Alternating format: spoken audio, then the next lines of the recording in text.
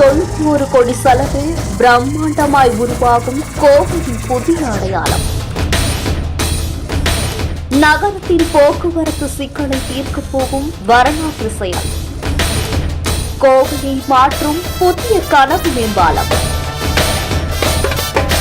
கோவை மாவட்டம் தமிழ்நாட்டோட பொருளாதார மற்றும் கலாச்சார நகரங்கள்ல ஒண்ணு. கடந்த சில ஆண்டுகளாவே துரித வளர்ச்சியும் நகர அளவிலான போக்குவரத்து சிக்கல்களை ஃபேஸ் பண்ணிட்டு வந்துட்டு கோவையுடைய முக்கிய போக்குவரத்து பாதைகள்ல ஒன்னான அவினாஷி சாலை நாள்தோறுமே கார், லாரி, பஸ், டாக்ஸின்னு பல்வேறு வாகனங்கள்ல அதிகமான ஓட்டத்தை காணுது. இந்த சிக்கலை தீர்க்கிற நோக்கத்துலதான் கோவையுடைய போக்குவரத்து உட்கட்டமைப்புல ஒரு வரலாற்று முயற்சி முன்னெடுக்கப்பட்டதுன்னா அது அவினாஷி சாலை மேம்பாலம் தான். இந்த மேம்பாலம் ரூபாய் 1791 கோடி மதிப்பிடப்பட்ட ஒரு பிரம்மாண்ட திட்டம். இது கோவை நகரத்தோட இதயமாவே விளங்குது. கோவையுடைய அடிப்படை போக்குவரத்து சிக்கலை தீர்த்து நகரத்துடைய திறனையும் மேம்படுத்துது.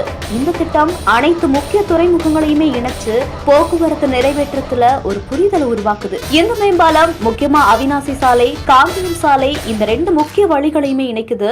கோவை மாநகரில ஃபர்ஸ்ட் எல்லாம் திருமண பக்கம் ஃபுல்லாவே தொழிற்சாலைகளா தான் இருக்கும். அது எல்லா ஊர்களுக்கும் வெளியே போகக்கூடிய அளவுக்கு மக்கள் தொகை அதிகமாயிருச்சு. கோவையில தற்போதைய நிலையில 35 லட்சம் மக்கள் இருக்காங்கன்னு சொல்லப்படுது. இதனால வாகனங்களுடைய எண்ணிக்கையும் அதே அளவுக்கு அதிகரிச்சுட்டு வருது. இதனாலேயே பல சாலைகள் ஒரு வழி பாதையாகவும் மாற்றப்பட்டுருச்சு. கோவையுடைய இதய பகுதியான அவினாசி சாலையில நெரிசல் அதிகமாகவும் இருந்துட்டு வருது. ஏன்னா பல இடத்துல சிக்னல் இருக்கு. அது மட்டும் இல்லாம மக்கள் நெருக்கமும் அதிகம். இந்த நெரிசலை குறைக்கணும் அப்படின்னா அவினாசி சாலை ஃபுல்லாவே மேம்பாலம் போட்டா மட்டும்தான் தீரும் நிலைமையும் வந்துச்சு. இதை ஏத்துக்கிட்ட அரசு அதுக்கான பணியிலுமே இறங்குனுச்சு. கோவை அவினாசி ரோட்ல உப்பிலிப்பாளையம் முதல் கோல்டுவின்ஸ் வரைக்குமே 10.1 கிலோமீட்டர் தூரத்துக்கு ரூபாய் 1791 கோடியில மேம்பால கட்டுமான பணி கடந்த சில ஆண்டுகளுக்கு முன்னாடி தொடங்கினது.